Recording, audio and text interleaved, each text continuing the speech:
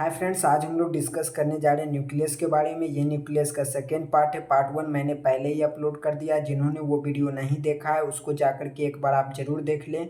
उसमें एक एक पॉइंट, एक एक शब्द आपको बहुत ही अच्छी तरीके से समझाई हुई है। आपको एक एक पॉइंट अच्छी तरीके से क्लियर हो जाएगी। चलिए दोस्तों, आज की टॉपिक की शुरुआत करते हैं। दोस्तों, आज हम लोग देखेंगे न्यूक्लियस किस तरीके से काम करती है, न्यूक्लियस का फिगर देखेंगे, न्यूक्लियस में क्या क्या चीज़ स्ट्रक्चर है, पूरा आज टॉपिक क्लियर करेंगे। दोस्तों, आपको एक एक टॉपिक क्लियर होगी, आप हमारे साथ वीडियो में बने रहिएगा। तो चलिए दोस्तों, शुरू करते हैं। दोस्तों, वीडियो शुरू करने से पहले मैं आपको बता दूं कि न्यूक्लियस के अंदर डबल मेम्ब्रेन बाउंड स्ट्रक्चर होती है। डबल मेम्ब्रेन बाउंड स्ट्रक्चर कहने का मतलब क्या है? इसके अंदर दो मेम्ब्रेन होती है। एक होती है आउटर मेम्ब्रेन, दूसरा होती है इनर मेम्ब्रेन। जो आपको रेड कलर से गोल गोल दिखाई दे रही है दोस्तों, वो है आउटर मेम्ब्रेन। जो अंदर में रेड कलर से गोल गोल दिखाई दे रही है वो क्या है दोस्तों? Inner membrane. आप देख रहे होंगे कि आउटर मेम्ब्रेन पर ब्लू कलर से पोर लाइक स्ट्रक्चर दिख रही होगी दोस्तों, वो कुछ नहीं बल्कि राइबोसोम 80S है। क्लियर है दोस्तों? अगर एग्जाम में आएगी कि बताइए न्यूक्लियस के अंदर क्या आउटर मेम्ब्रेन पर राइबोसोम 80S प्रेजेंट होती है, तो प्रेजेंट होती है। राइबोसोम के 80S के जस्ट नज़दीक आपको दिख रही होगी RER। सबसे पहले मैं आपको बताता हूँ कि RER का पूरा नाम क्या होता है।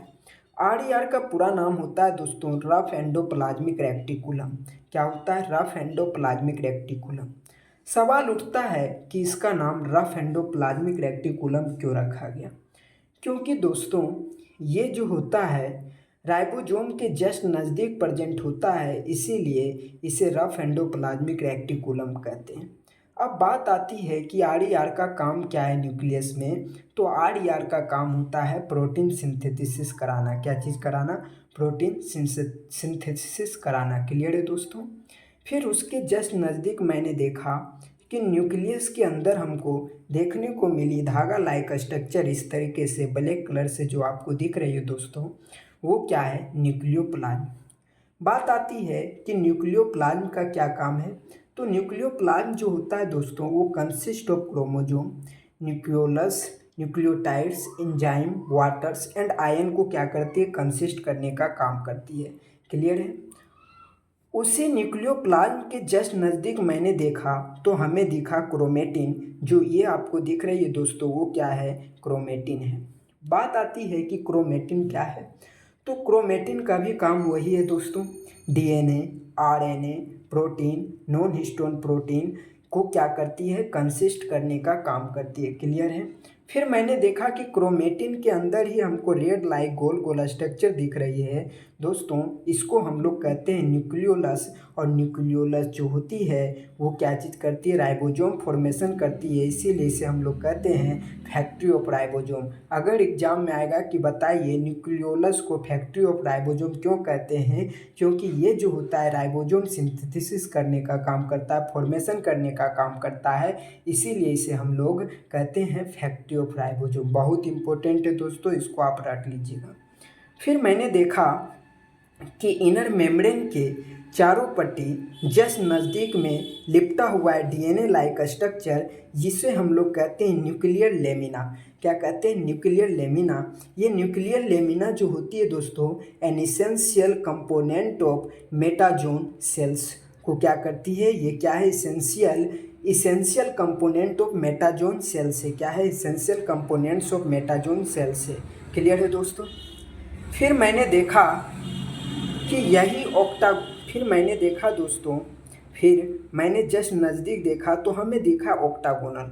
अब दोस्तों, आप सोच रहे होंगे कि मैंने ऑक्टागोनल तो पढ़ा मैथ में, फिजिक्स में, केमिस्ट्री में पढ़ता हूँ, लेकिन ऑक्टागोनल आज मैं फिजिक्स में पढ़ रहा हूँ। तो दोस्तों, घबराने की बात नहीं है दोस्तों। ये ऑक्टागोनल जो होता है वो प्रोटीन का बना होता है, इसीलिए इसे हम लोग न्यूक्लियोप्लाज्मिक प्रोटीन कहते हैं। और ये ऑक्टागोनल है, इसीलिए इसे ऑक्टागोनल प्रोटीन कहते हैं। क्लियर है? इसी ऑक्टागोनल प्रोटीन के अंदर आपको एक पोर दिख रही होगी, यानी कहा जाए तो हिंदी में सीधा सीधी छेद दिख रही होगी, जिसे हम लोग कहते हैं न्यूक्लियर पोर। क्लियर है?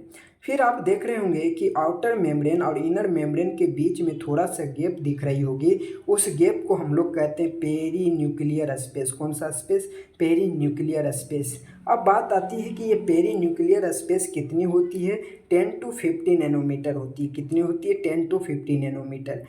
सवाल आता है दोस्तों कि ये पेरी न्यूक्लियर स्पेस यहाँ पर क्या कर रही है? तो दोस्तों ये जो होता है ये दोनों को सेपरेट करने का काम करता है, इसीलिए बीच में क्या किया गया, दोनों के बीच में थोड़ा सा गैप छोड़ा गया। और ये बहुत इंपॉर्टेंट है दोस्तों, एग्जाम में बहुत बार पूछा गया कि बताइए दोनों मेम्ब्रेन के बीच में कितना गैप होती है? 10 to 50 नैनोमीटर होती है। क्लियर है? फिर आपको दिख रहा होगा दोस्तों आउटर मेम्ब्रेन, इनर मेम्ब्रेन, ये दोनों को मिला करके एनसीईआरटी ने लिखा है न्यूक्लियर मेम्ब्रेन। ये न्यूक्लियर मेम्ब्रेन को ही हम लोग कहते हैं कैरियोथीका।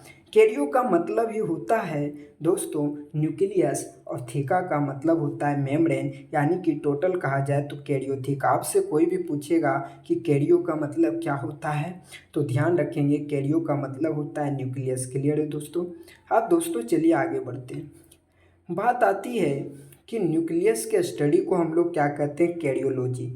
अगर आपसे कोई भी आप पूछे कि बताइए न्यूक्लियस के स्टडी को क्या कहते हैं, तो आप गर्व के साथ कहिएगा कि न्यूक्लियस के स्टडी को हम लोग कैरियोलॉजी कहते हैं। दोस्तों वीडियो अच्छा लगा तो लाइक कीजिए, शेयर कीजिए, कमेंट कीजिए, सब्सक्राइब कीजिए, ज़्यादा से ज़्यादा शेयर कीजिए ताकि आने वाला वीडियो आपको सबसे पहले मिले। थैंक्स।